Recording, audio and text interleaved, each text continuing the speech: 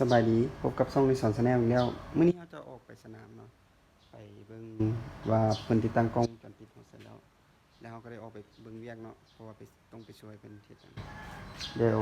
ก่อนจะออกไปสนามมันก็ต้องมีเครื่องไม้เครื่องมือหรือว่าอุปกรณ์อิหยังเฮาทุกอย่างเนาะนี่ก็คือช่วงนี้โควิดก็ขาดบ่ได้เลยเจลล้างมือเนาะแล้วก็ผ้าปิดปากเนาะผ้าปิดปากหรือว่าแมสหรือว่านี่ก็เป็นกล้องหน่อยหนึงเนาะกล้องไปถ่ายภาพนิ่งแล้วก็ที่สำคัญเลยตัวขาดบ่ได้เนาะก็คือคอมพิวเตอร์โน้ตบุ๊กเนาะเพราะว่าเป็นหัวใจเลยก็คือเวลาเครื่องมีปัญหาหรือว่าเวลาเราเปิดนำใช้อุปกรณ์ต่างๆเราต้องมีการคอนฟิกเนาะถ้าเราบ่มีอันนั้นเราไปเฮ็ดเป็นเมนูบางอันมันเกิดข้อผิดพลาดมามันก็สิแก้ไขกันยากก็เลยต้องมีเป็นสร้างเนาะเป็นสร้างเทคนิคก็ต้องมีอันนี้เนาะคือหัวใจนะเดี๋ยวเราจะออกไปสนามแล้วเราจะถ่ายภาพบรรยากาศให้เบิ่งเนาะอันนี้ก็คืออยู่บ้านน่ะก็มีหยังหลายดอกกับบ้านเนาะอยู่กันแบบครอบครัวเนาะอยู่อบอุ่นเนาะประมาณ5คนนี่เนาะเดี๋ยวเราจะออกไปเบิ่งเนาะติดตามกันยาวๆเดี๋ยวพบกันตอนไปเฮ็ดเวียกเนาะ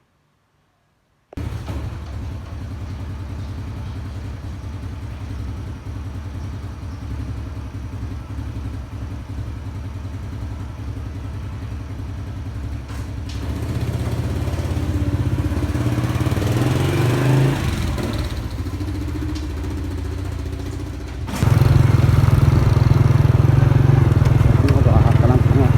โครงการ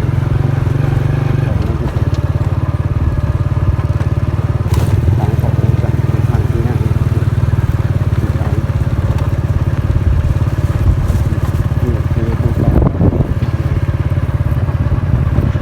ละเข้า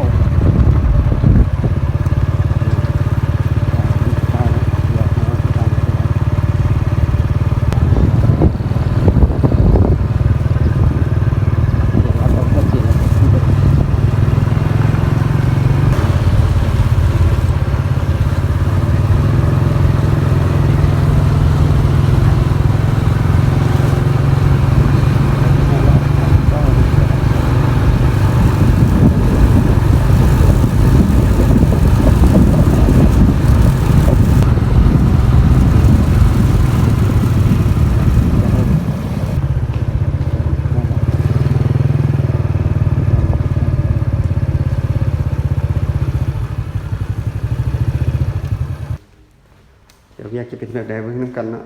มื้อนี้รู้สึกว่าสิเป็นหลายอยู่นึงนี่คือทางขึ้นบ้านเดี๋ยวขึ้นไปชั้น2ก่อน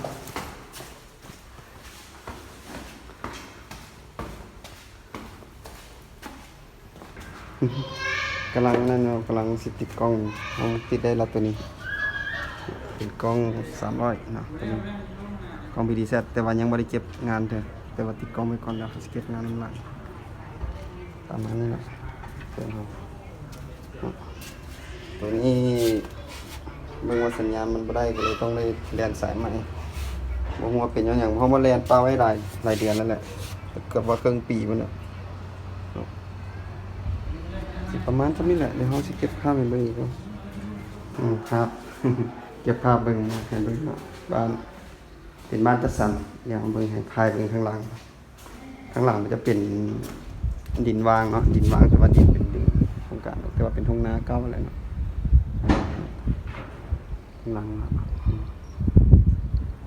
เต็มเลยเนาะอันนี้ก็คือโครงการบึงทันหลวงนี่เต็มแต่บ้านจัดสรรบรรยากาศก็ทางนี้ก็เย็นดีลมเย็นดีอันนี้ก็เป็นแบบนี้อันนี้ก็เป็นห้องเฟอร์นิเจอร์บ้านก็เป็นสไตล์โมเดิร์นเนาะเป็นจริงนะไทยเป็นมาทางในแต่ว่ายังบ่แล้วเป็นเกี่ยมเข้ามาอยู่แต่ว่ากำลังขั้นตอนการตกแต่งภายในนี้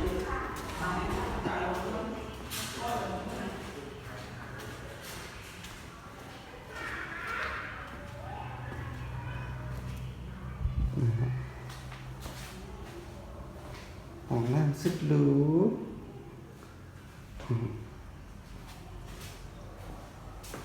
นี่ก็โอ้ทุ่งนามีปูมีปลาหลาย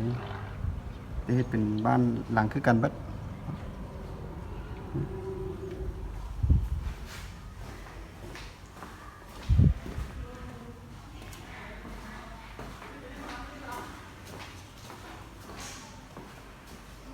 อันนี้เป็นห้องอาบ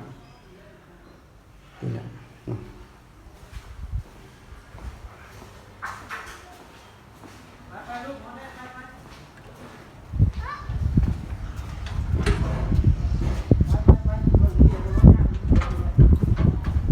เก็บภาพบรรยากาศให้เบิ่งครับ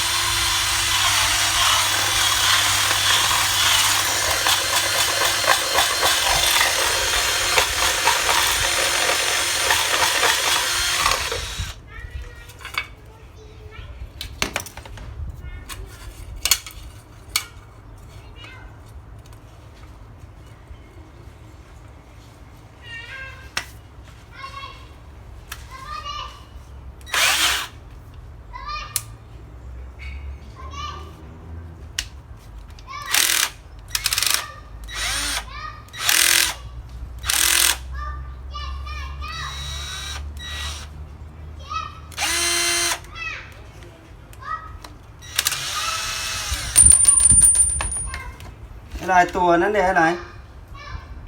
ดอกจุ่มจำปาเจ้าไอ้แซ่หลาย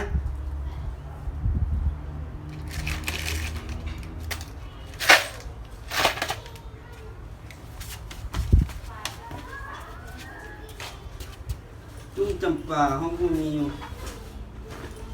ไหนแล้วไหนแล้วได้ละของห้องมี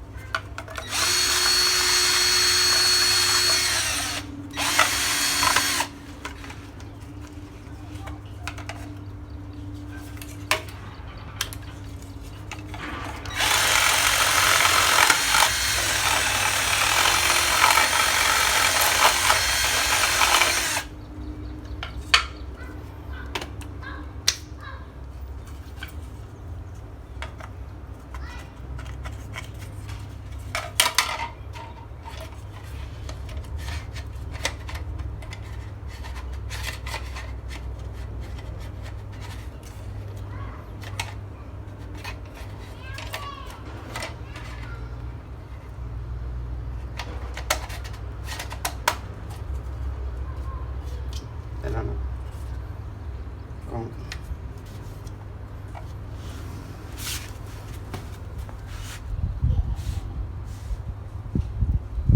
ประมาณ3 ตัวนี้ก็ได้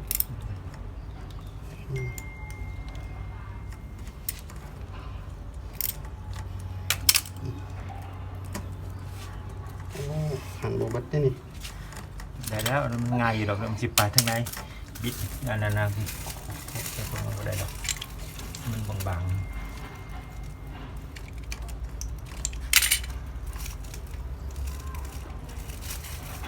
เข้าหัวเรียนสร้างเดี๋ยวมันเจ็บมือ ๆเดี๋ยว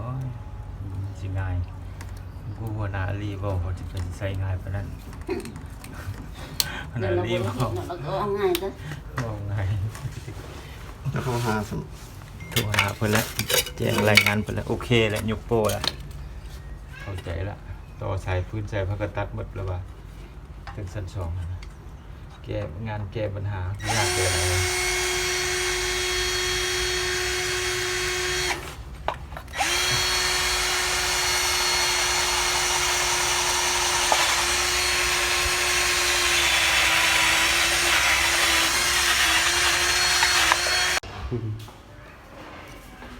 เป็นยังไง